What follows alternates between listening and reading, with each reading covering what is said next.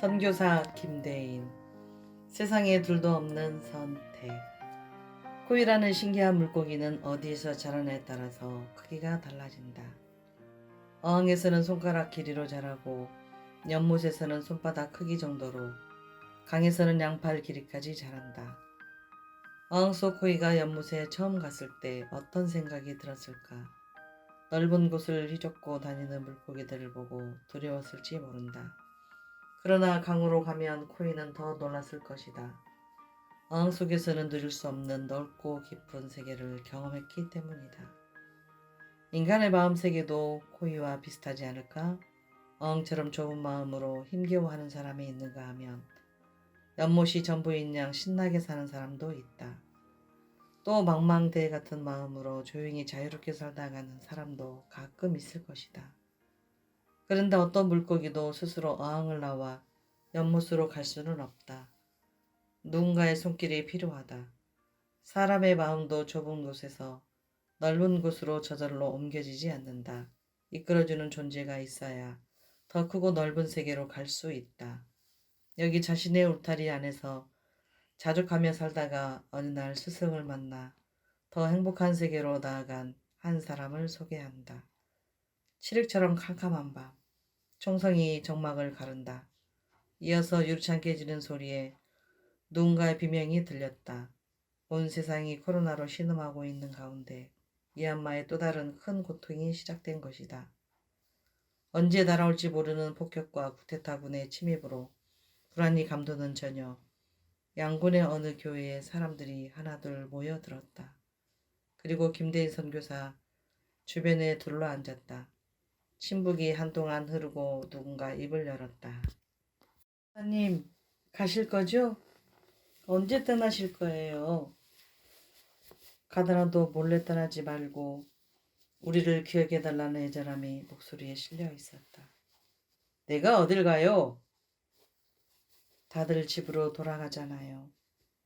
한국으로 안 가세요?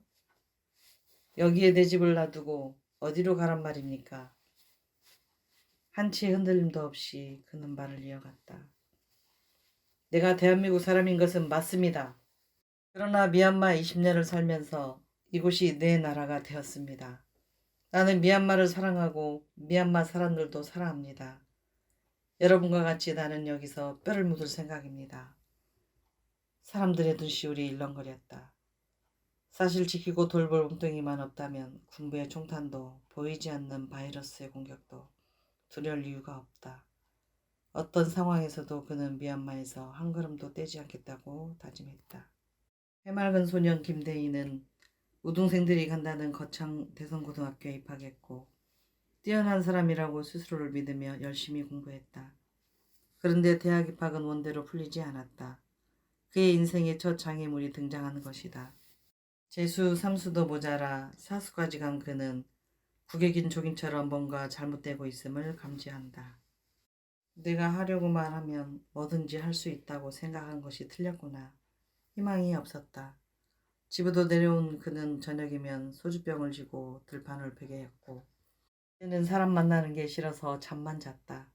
이불을 덮어쓰면서 어쩌다 인생이 꽈배기처럼 꼬였는지 비참해서 견딜 수 없었다. 결국 어머니의 성화에 못 이겨 대전 한밭 청소년 수련원에서 한다는 수양회에 갔다. 아무런 기대감 없이 앉아서 설교를 들었는데 신기하게도 예수의 존재가 믿어졌다. 잘난 데 고집을 꺾기 위해서 사수라는 실패를 허락하셨구나. 구겨진 마음 틈새로 작은 빛이 들어왔다. 그 빛은 낭망을 목표로 감사로 바꾸고 절망에서 소망을 보여주었다.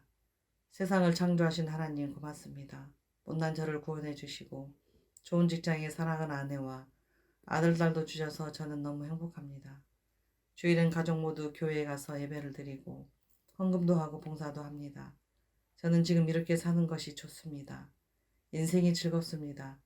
더 이상은 하나님께 바라지도 않겠습니다. 감사합니다.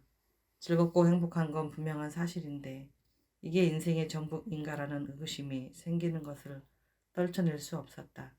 남들에게 받고 사는 것에 익숙한 그는 하나님께 인색한 자신이 조금씩 보였다. 받은 것의 일부라도 감사를 표현하고 싶어 알 수 없는 마음이 안에서 자꾸 꿈틀거렸다. 10년을 그렇게 마음속에서 저울질하다가 그는 학교에 사직서를 냈다. 그리고 선교학회에 입학했다. 교사에서 사역자로 길을 바꾼 그의 용단에 주변에서는 놀라워했다.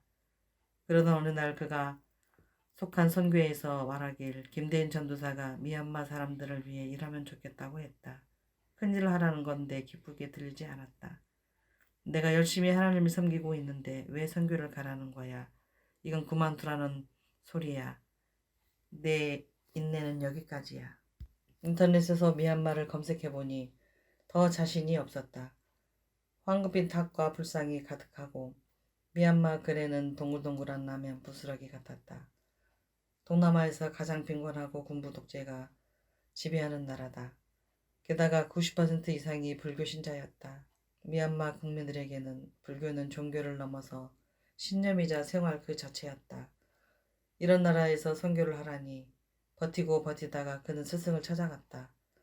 목사님, 불상밖에 없는 나라에 왜 저를 보내십니까? 아니네. 그곳에는 사람들도 많이 살아. 촌철살인 같은 답변이 그의 불평하는 마음을 붙잡아 주었다.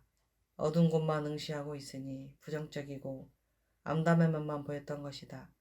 스승의 마음을 받아 한번 가보자고 그는 결심한다. 그러면서 마음속 비밀 서랍에 이런 쪽지를 숨겨두었다.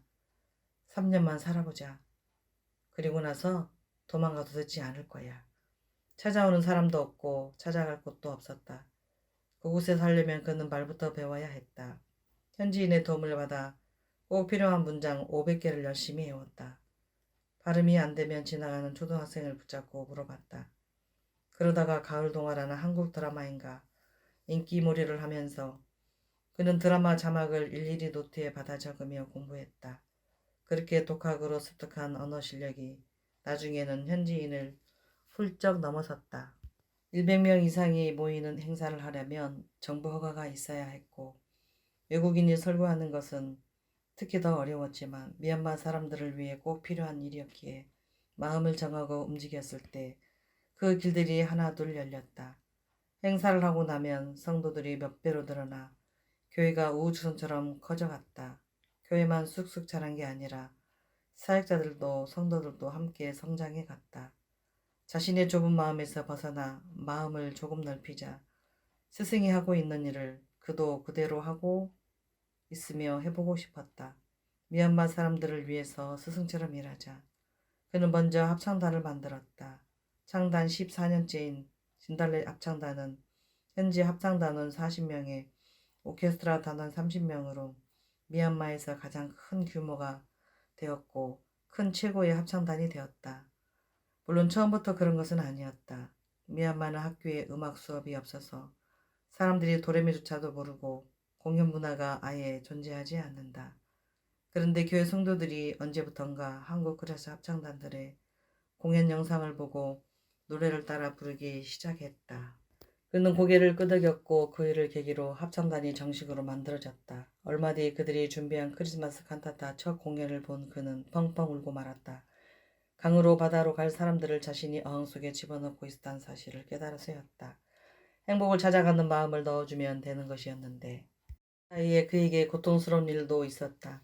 위경련 댕기열로 생사를 오간 적도 있으며 공황장애에 시달리면서 여기가 인생 끝이라는 생각도 했다. 그때마다 스승은 그에게 아픔을 이길 수 있는 마음을 심어주었다. 여태까지 모든 문제를 마음속에서부터 이겨온 것은 지금 상황도 이겨내자고 했다. 그는 아프지 않은 게 아니라 아팠고 어렵지 않았던 게 아니라 실제로 어려웠다. 그런데 스승은 먼저 그가 그런 문제를 이겨낼 힘을 마음에 넣어주었다. 우리 인생은 코일을 강물에 옮겨주며 크게 자란다는 진리를 아는 자가 더 넓은 곳으로 가자고 내밀 때 그 손을 잡는 선택에 의해서 아름답게 만들어져 가는 것이 아니겠는가.